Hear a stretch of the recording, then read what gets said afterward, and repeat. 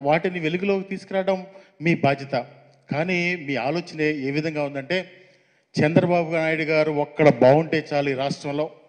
చంద్రబాబు నాయుడు గారికి ఒక్కరికే మేలు చేయాలి, మేలు జరగాలి అని చంద్రబాబు నాయుడు గారు భజన చేసే కార్యక్రమం ఏ విధంగా సమంజసమో ఒక్కసారి ఆ ఈనాడు పత్రికా యాజమాన్యం ఆలోచించాలి. ఈ రాష్ట్ర ప్రజలందరూ కూడా గమనించవలసిందిగా మనం చేస్తా ఉన్నాం. నిజంగా ఎస్ఐండ్ భూముల విషయంలో ఈ రాష్ట్రంలో అందరికీ తెలుసు, గత ప్రభుత్వ హయాంలో ఎస్ఐండ్ భూముల విషయంలో ఆ రోజు అక్రమాలు చేసింది చంద్రబాబు ప్రభుత్వం కాదా అని చెప్పి నేను ఈ సందర్భంగా అడుగుతా ఉన్నా. ఎందుకంటే దాదాపుగా ఎస్సీ, ఎస్టీ, బీసీ మైనార్టీలకి చెందినటువంటి ఆ రోజు అమరావతిలో దాదాపుగా 1100 ఎకరాల భూమిని మీకు దక్కదు అని చెప్పి ఆ రోజు పేదవాళ్ళని తప్పుదో పట్టించి ఎస్సీ, ఎస్టీ, బీసీ మైనార్టీ రైతుల్ని ఎస్ఐండ్ భూములు మీకు దక్కవని చెప్పి ఆ రోజు తప్పుదో పట్టించి మళ్ళా ఒక జీవో ఇచ్చి వాళ్ళ బినామీలకి దాదాపుగా 1336 మంది ఆ రోజు బినామీలకి ఆ ఎస్ఐండ్ భూములు కట్టబెట్టి మళ్ళీ ఆ ల్యాండ్స్ మళ్ళీ పూలింగ్లోకి తీసుకుంది చంద్రబాబు కాదా అని చెప్పి నేను అడుగుతా ఉన్నా. ఈరోజు అసైన్మెంట్ భూముల మీద వాళ్ళు ఏదన్నా ఒక మాట్లాడే వాళ్ళకి చిత్తశుద్ధి, వాళ్ళకి ఆ హక్కు ఉందా అని చెప్పి నేను మీ ద్వారా అడుగుతా ఉన్నా. అది దాని మీద మీ అందరికీ తెలుసు, కేసు కూడా నడుస్తూ ఉంది. ఆ కేసులో వీళ్ళందరూ కూడా నిందితులుగా ఉన్నారు. వీళ్ళు అసైన్మెంట్ గురించి, అసైన్మెంట్ భూముల గురించి ఈరోజు మాట్లాడడం చాలా హాస్యాస్పదంగా ఉందని చెప్పి కూడా మీ ద్వారా అడుగుతా ఉన్నాను. ఈ రాష్ట్ర ప్రజలు కూడా గమనించవలసిందిగా కోరుతా ఉన్నా. నిజంగా అసైన్మెంటు సమస్య ఈ రాష్ట్రంలో ఈరోజు కొత్తగా వచ్చిన సమస్య కాదు. ఆ రోజు రైతులందరూ కూడా భూమి ఉన్నా కానీ ఇబ్బంది పడే పరిస్థితి. భూమి ఏదన్నా కష్టం వస్తే ఏదన్నా ఒక అరెకరం భూమి అమ్ముకోవడానికో, పావు ఎకరం భూమి అమ్ముకోవడానికో లేని పరిస్థితి ఈ రాష్ట్రంలో దాదాపుగా 1954 నుంచి, అంటే ఈ 70 సంవత్సరాల్లో అసైన్ చేసినటువంటి భూములన్నిటికీ కూడా అటువంటి పరిస్థితి కలిగిన పరిస్థితి అంతా కూడా ఈ రాష్ట్ర ప్రజలందరికీ తెలుసు. కానీ ఏ రోజన్నా ఒక అరెకరం అమ్ముకోవాలంటే, ఏదైనా ఒక కూతురు పెళ్ళి వచ్చిందో, కష్టం వచ్చిందో, ఏదైనా ఒక అరెకరం భూమి అమ్ముకోవాలంటే కాగితం మీద ఏదో రాసుకుని అమ్ముకుంటే ఒకవైపు ప్రభుత్వం వైపు నుంచి ఎప్పుడు నోటీస్ వస్తుందా అని చెప్పి ఒక భయం. మళ్ళా ఈ కొనుక్కున్న వాళ్ళు కూడా రాత్రిపూట నిద్ర పట్టిన పరిస్థితులన్నీ కూడా ఈ రాష్ట్రంలో దాదాపుగా 70 సంవత్సరాల నుంచి నడుస్తూ ఉన్నాయి. అంటే పేదలకి ఎప్పుడు కూడా పేదలకి ఇచ్చినటువంటి ఆ భూమి విషయంలోనే ఈ 70 సంవత్సరాల నుంచి అందరూ కూడా ఇబ్బందులు పడే పరిస్థితులన్నీ కూడా మనం ఈ రాష్ట్రంలో చూసాం. అదేవిధంగా ఈ రాష్ట్రంలో స్వతంత్రం వచ్చిన తర్వాత వివిధ వర్గాల ప్రజలందరికీ కూడా అలాట్ చేసేటటువంటి భూములు స్వతంత్ర సమరయోధులకు కానీ, అదేవిధంగా మన ఎక్స్ సర్వీస్ మ్యాన్ కానీ వీళ్ళందరికీ కూడా అలాట్ చేసిన భూములన్నీ కూడా వాళ్ళు 10 సంవత్సరాల తర్వాత అమ్ముకునే అవకాశం ఉంది. కానీ ఈ రాష్ట్రంలో పేద ప్రజలకు ఒక్కళ్ళకే అటువంటి అవకాశం లేకుండా పోయింది ఈ చట్టం వల్ల.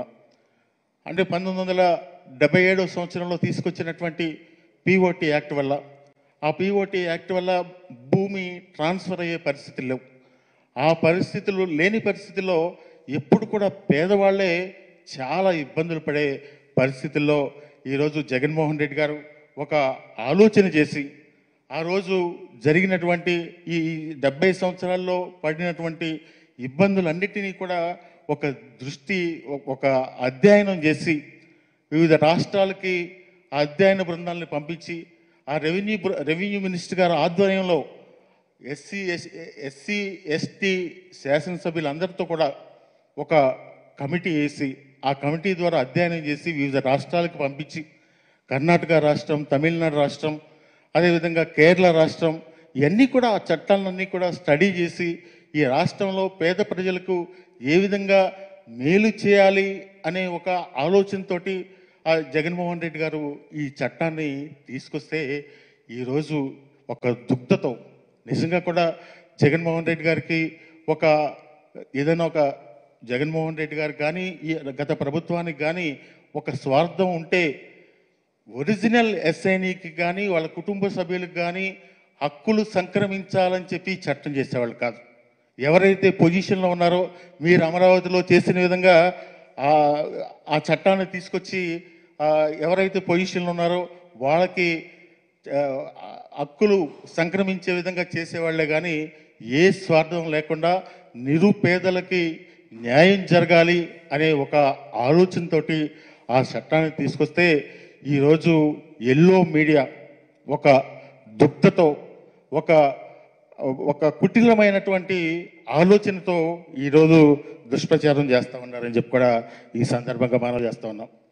మనందరం కూడా ఒక్కసారి గత పరిస్థితులు ఒక్కసారి గమనిస్తే చంద్రబాబు నాయుడు గారు 2016 సంవత్సరంలో 22A దాదాపుగా 2,06,171 ఎకరాలని 22A పెట్టి ఈ రాష్ట్ర ప్రజలందరినీ రాష్ట్రంలో ఉన్నటువంటి రైతులందరినీ కూడా ఇబ్బందులు పెట్టిన పరిస్థితులు ఈ రాష్ట్ర ప్రజలు మర్చిపోలేదు.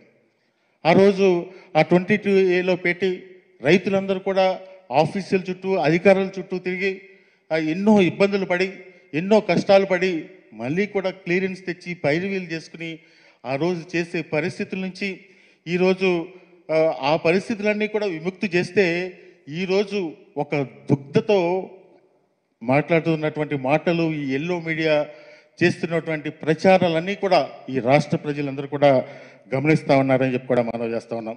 అదేవిధంగా కండిషన్ పట్టా షరతులతో కూడినటువంటి ఆ పట్టాలు దాదాపుగా 22,000 మంది రైతులకి 22,000 మంది రైతులకి ఆ షరతులతో కూడినటువంటి పట్టాలని జగన్మోహన్ రెడ్డి గారు అంటే 35,000 ఎకరాల భూమిని ఆ నిషేధిత జాబితాలో నుంచి తొలగించి ఈరోజు మేలు చేస్తే వాళ్ళందరినీ కూడా రోడ్డు మీద పడేసే కార్యక్రమాన్ని వీళ్ళు ఈరోజు చేసే కార్యక్రమం ద్వారా జరుగుతూ ఉందని చెప్పి కూడా మనం చేస్తూ ఉన్నాం.